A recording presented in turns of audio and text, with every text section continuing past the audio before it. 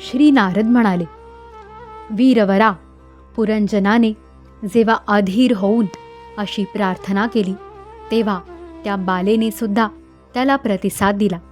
राजाला पाहून ती सुद्धा मोहित झाली होती. ती म्हणू लागली, हे नरश्रेष्ठ, आपल्या मात्यापित्यांची परस्परांना माहिती नाही आणि आपण एकमेकांचे नाव आणि गोत्र हे सुद्धा जाणत नाही. वीरवरा, आज आपण सगळे या नगरामध्ये आहोत. याखेरीज मला दुसरे काहीही माहीत नाही. आपल्याला राहण्यासाठी हे नगर कोणी वसविले हे देखील मला माहीत नाही. प्रियतमा, हे पुरुष माझे मित्र आणि या स्त्रिया माझ्या मैत्रिणी आहेत. तसेच ज्यावेळी मी झोपलेली असते त्यावेळी हा सर्प जागा राहून या नगरीचे रक्षण करतो. हे शत्रुदमना, आपण येथे आलात ही माझ्या भाग्याची गोष्ट आहे. आपले कल्याण असो. आपल्याला विषयभोगांची इच्छा आहे, तिच्या पूर्तीसाठी मी माझ्या मित्रमैत्रिणींसह सर्व प्रकारचे भोग आपल्याला देईन.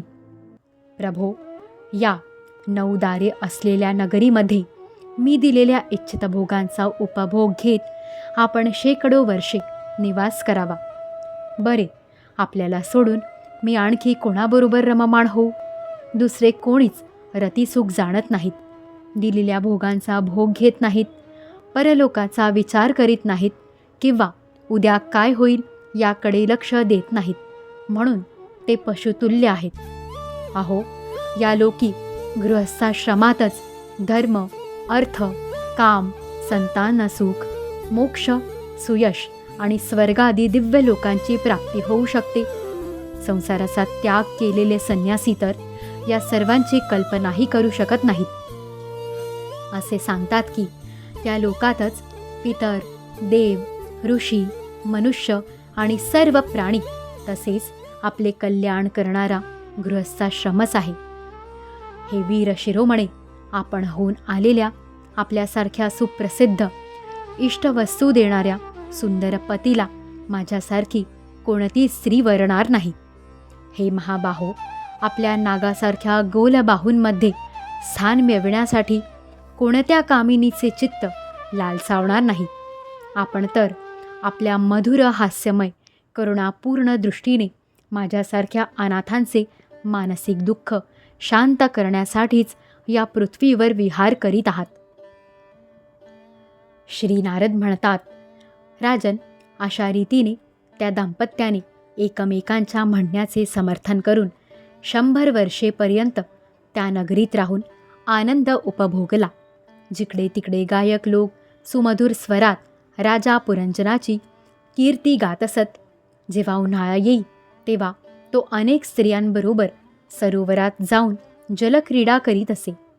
त्या नगरीला जी 9 दारे होती त्यांपैकी नगरीच्या वरच्या बाजूला 7 आणि खालच्या बाजूला 2 अशी होती. त्या नगरीचा जो कोणी राजा असेल त्याला निरनिराळ्या देशांना जाण्यासाठी ही दारे बनविली गेली होती. राजा यांपैकी 5 पूर्वेकडे, 1 दक्षिणेकडे, 1 उत्तरेकडे आणि 2 पश्चिम दिशेकडे होती. त्यांच्या नावांचे मी आता वर्णन करतो. पूर्वेकडे खद्योता आणि आविर्मुखी नावाची 2 दारे एकाच ठिकाणी बनलेली होती. त्या दारांतून पुरंजन राजा आपला मित्र द्युम्मान याच्याबरोबर विभ्राजित नावाच्या देशाला जात असे. तसेच त्या बाजूला नलिनी आणि नालिनी नावाची 2 दारे एकाच ठिकाणी बनविली होती. त्या दारांतून तो अवधूताबरोबर सौरभ नावाच्या देशाला जात असे. पूर्व दिशेला मुख्या नावाचे जे 5वे दार होते त्यातून तो रसज्ञ आणि विपण यांच्याबरोबर अनुक्रमे बहुदन आणि आपण नावाच्या देशांना जात असे.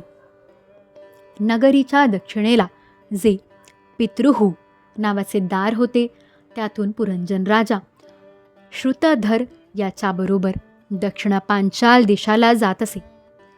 उत्तरेकडे जे देवहू नावाचे दार होते त्यातून तो श्रुतधराबरोबरच उत्तर पांचाल देशाला जात होता. पश्चिम दिशेला आसुरी नावाचा दरवाजा होता. त्यातून तो दुर्मद याच्याबरोबर ग्रामक देशाला जात होता. तसेच निऋती नावाचे जे दुसरे पश्चिमद्वार होते, त्यातून तो लुब्धकाबरोबर वैशस नावाच्या देशाला जात होता. या नगरीत राहणाऱ्यांपैकी निर्वाक आणि पेशस्कृत नावाचे 2 नागरिक अंध होते. राजा पुरंजन डोळे असणाऱ्या नागरिकांचा राजा असूनही तो यांच्या साह्याने सगळीकडे जात असे आणि सर्व प्रकारचे कार्ये करीत असे. जेव्हा तो आपला प्रधान सेवक विशुचीन याच्याबरोबर अंतःपुरात जात असे, तेव्हा त्याला स्त्री पुत्र यांच्यामुळे होणारा मोह, प्रसन्नता आणि आनंद या भावनांचा अनुभव येत असे.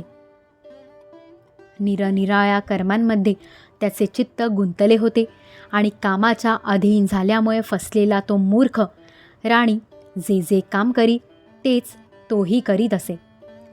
ती जेव्हा मद्यपान करीत असे तेव्हा हाही मदिरापान करून धुंद होत असे. जेव्हा भोजन करीत असे तेव्हा हाही भोजन करू लागे. जेव्हा ती काही खात असे तेव्हा हाही तोच पदार्थ खात असे.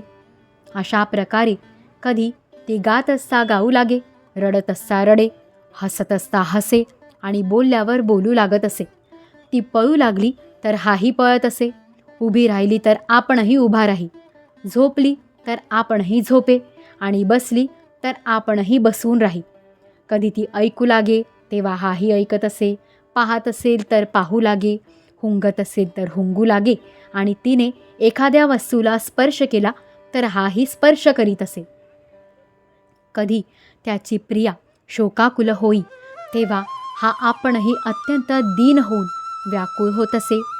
जेव्हा ती प्रसन्न असेल तेव्हा आपणही प्रसन्न होऊन जाई आणि तिच्या आनंदित होण्याने हाही आनंदित होत असे.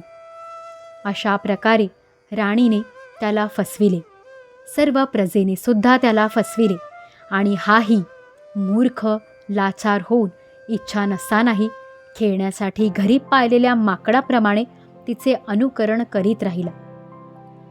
अध्याय 25 समाप्त. श्री सद्गुरु चरणारविंदार्पितमस्तु.